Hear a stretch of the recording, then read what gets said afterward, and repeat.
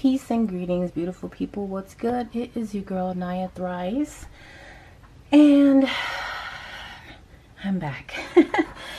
Like I told you, things have been kind of crazy, but I believe the shift has happened, and we have come to a place where I can resume my duty as tarot tuber. So here I have the Moon Oracle.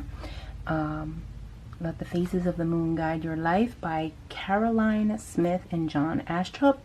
So these are the same creators that created the Radiant of the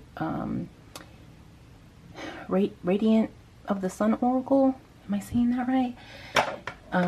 Which was out of print and was going for a ridiculous price. But the good news is that it is available for pre-order on Amazon. So it is a reprint. I'm so excited. I think it's supposed to be released in like February of 2019.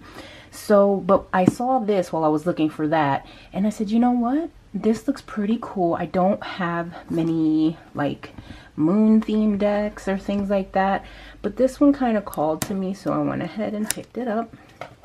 So we're going to unbox it here. It comes in a nice sturdy box.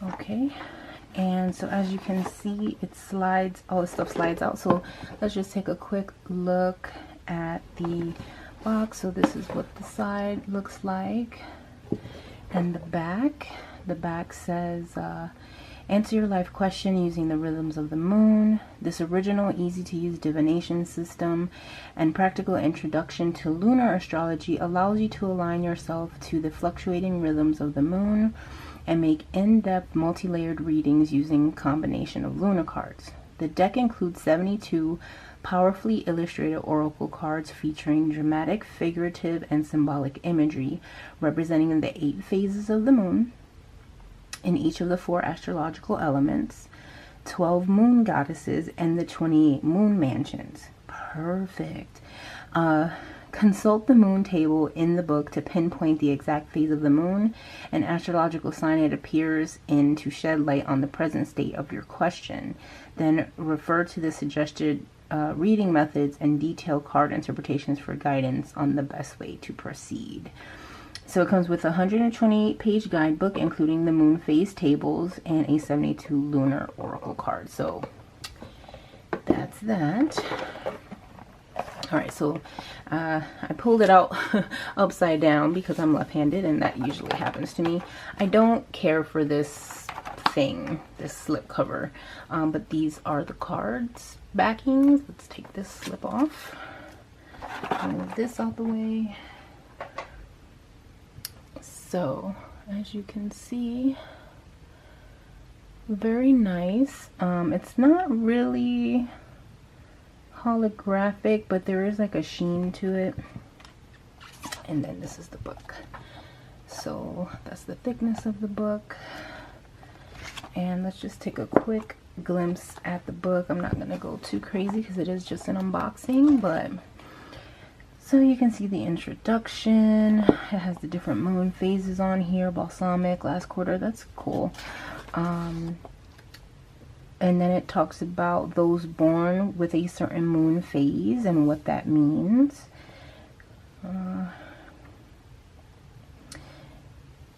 So, first quarter give us balsamic. Yeah, that's cool. Oops, sorry guys.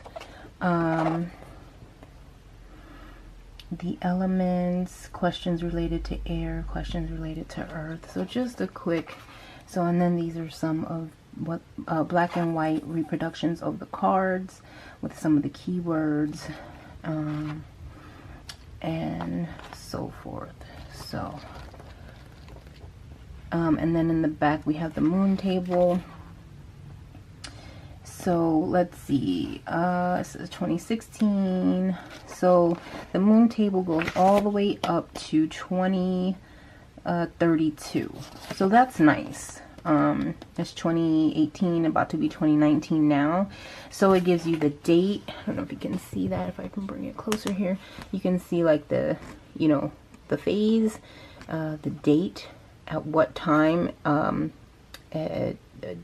general time, which you have to do calculations if you're like in the East Coast or the West Coast in the United States, and then the sign or element that it's going to be in. So this is really quite handy. This is basically a moon ephemeris, just focused on the moon. So this is cool. Yeah, that's exciting. So let's take a peek at the cards. I'm just going to do it this way, and I will zoom in a little bit. Here we go. So we have a crescent waxing fire moon shoots. It shows the face. So this is cool for retention when you're learning your moon glyphs here. You know when you see that it's a waxing moon. Not necessarily that it's fire, but if you look in an ephemeris or in an astrology program or something, it doesn't necessarily say the phase of the moon outright, but it will have the glyph in accordance to the phase of the moon. So that's good for retention. So waxing fire moon, I kind of like this almost mandala thing that they have going on for this waxing fire moon leaves, waxing fire moon buds, full moon fire flower, waning fire moon fruit, or I'm sorry, disseminating last quarter waning moon, fall, balsamic waning fire moon seeds, black moon fire dormant. I really like these mandalas that are here. Very cool. So then we move into and as we can see, these are very much red for fire, so we got earth, so it's green. So crescent waxing. So these little symbols here, the shoot, leaves, and all that is the same. It's just green and or earth, and the keyword is there on the bottom. So right, impulse, competitiveness, individuality, recognition, confidence, opposition, compromise, recharge, investment. There's a lot of information going on these cards, even though they look very simple, but I appreciate that. So first quarter waxing earth moon, stability, right? Gibbous waxing earth moon, ambition. Full moon earth, achievement. Disseminating waning earth moon, responsibility. Last quarter waning earth, principles. Balsamic waning earth, negotiation. Black moon earth, economy. And now we have yellow for air. I like the color associations to the element because this is how it works in my mind, so it very much resonates for me. So crescent waxing air is idea. First quarter waxing is adaptability. Gibbous waxing air, promotion. Full moon air, solution.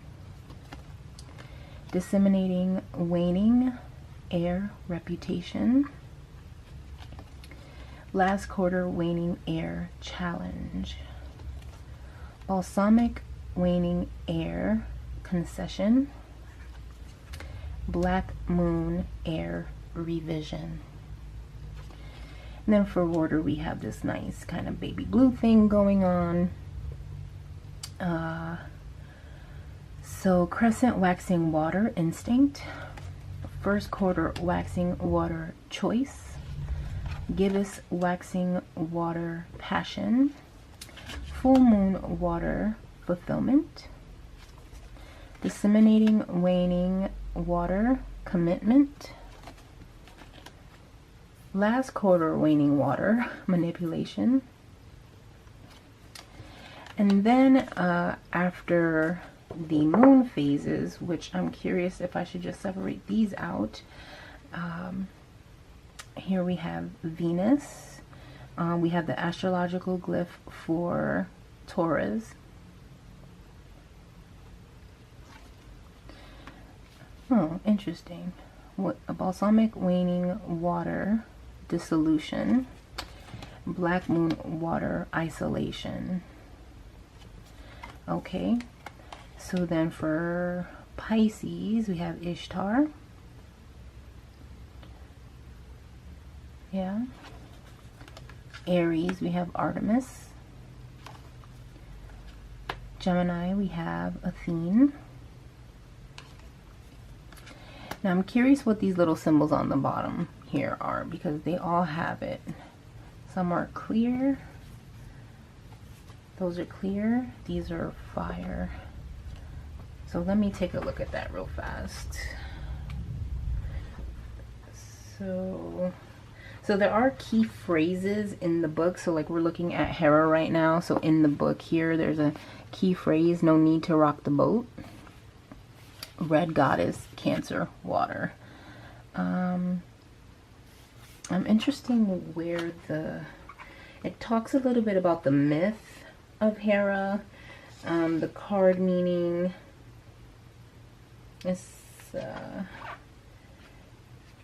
But I'm very curious about why red would be associated in the moon disc of the red goddess. I might have to ponder on that a little bit more, because this is just an unboxing and first impressions versus, you know, a review. So Isis, Demeter, sorry, Isis is for Leo, Demeter is for Virgo, Gaia for Libra. So those were red, and then we have Lilith in black for Scorpio, which I think is perfect. I don't really have a goddesses type deck, so I like this. It kind of works. I'll have to sit with them for sure. We have Kali for Sagittarius, which is the season that we're in, solar right now. Hecate for Capricorn. Freya for Aquarius. And then we move into something else here. We have the Sun in Mars, and the key word here is volcano. And what I'm curious about here is right in this corner we have, it says 0.00 Aries to 12.51 Aries. So let's see what that means. Okay, so these now are the mansions, the moon mansions. So it says, in seeing the moon measures the whole space of the zodiac in the time of 28 days. Hence it is that the wise men of the Indians and most of the ancient astrologers have granted 28 mansions to the moon. And in these 28 mansions hide many secrets of the wisdom of the ancients, by which they wrought wonders on all things which are under the circle of the moon, and they attributed to every mansion his resemblances, images, and seals, and his present intelligences, and worked by the virtue of them after a different manner. Okay, so let's see. So here we have volcano, which it says from 0 Aries to 12.51 Aries, ruled by Mars and the Sun. The key phrase is conserve and build up resources.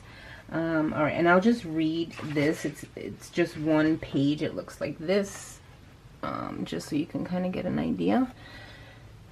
It says, a gray figure kneels on a platform embedded with primitive life forms in the attitude of an athlete about to sprint. He is wearing a ceremonial collar which indicates either servitude or power. The flames of an eclipsed sun revealed its all-powerful presence behind a black moon. In the background is a dark, brooding volcano and its flames merging with the fiery hair of the figure. The glowing circular shape made by the branches of a tree is a reminder of the full moon to come. Almec, the horns of Aries. Traditionally, when the moon was in the first lunar mansion, it was considered a propitious time for working spells for either love or hatred. It symbolized conflicting forces and whirlwinds, which were expressed in everyday life as quarrels. The card meaning: the new moon moves through the house of Aries, and it touched the rulers of the first two decans, Mars and the Sun. These two planets are in the first sign. These two planets in the first sign are highly creative and initiating. This card expresses inspiration, spontaneity, and recklessness, and indicates a need to act immediately, to release power that can be contained no longer. It is a card of extreme action and impatience. This moon mansion is hot, fiery, and full of creative impetus. It represents a period of inactivity during which there is an accumulation of energy that later will erupt like a volcano. Okay, so I see. So it seems to me now I've recently been introduced to the mansions of the moon. It's an astrological thing, so I think this kind of is very synchronistic for me, just in timing that I decided to pick this deck, and it has mansions of the moon in there. So this might be a visual way of keying it up in my head. So the second mansion of the moon, then, I'm assuming, is ruled by the Sun and Jupiter.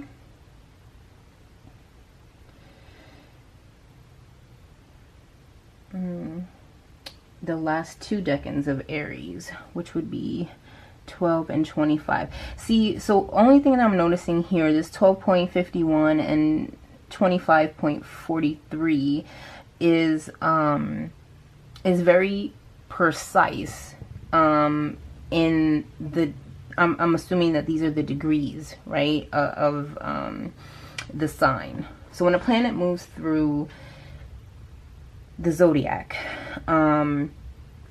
it moves from 0 to 29 degrees per sign. There's 30 degrees per sign, but 0 counts as a number, so 0 to 29. This one here, you see how it's like 12.51. It's even more precise than just whole numbers. So that, I guess that's what threw me at first. So I find that very interesting. And then each mansion, it seems, according to what I'm reading off of this book, is ruled or kind of covers two decans of each sign, and maybe the last and the first of signs that are next to each other as it progresses. Yeah, see, so Palace has the last of Aries but the beginning of Taurus. So okay, so this deck, I feel like in 2019 is probably going to get a lot of use when I can figure out how to implement this into my tarot practice or my reading practice. I may come up with something more particular to utilize this deck, because I find it very beautiful. Now, I've been talking about the technical parts of this, but I have to say I quite enjoy the artwork in this. It's very simple. It's not abrasive. It's very at least the moon cards and stuff were like very like mandala like. And these figures and drawings are also very simple in a way. Let me not say simple. That's not really the word I want to use. The word is not cluttered. So meaning, you know, it's easy to just kind of see what it is. You know, the fall, the figures, the altar. And I do like that there's like this feminine energy kind of happening with it, as you know, traditionally and astrologically speaking, that the moon kind of deals with the divine feminine aspect of ourselves and this inner receptive emotional part of ourselves. So this is really cool to maybe break that down further and work into that. So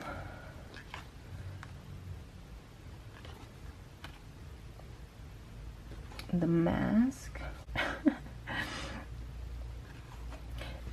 So see, that's Neptune. There are certain symbols that have like two symbols that people use, and I think I use the other one more so.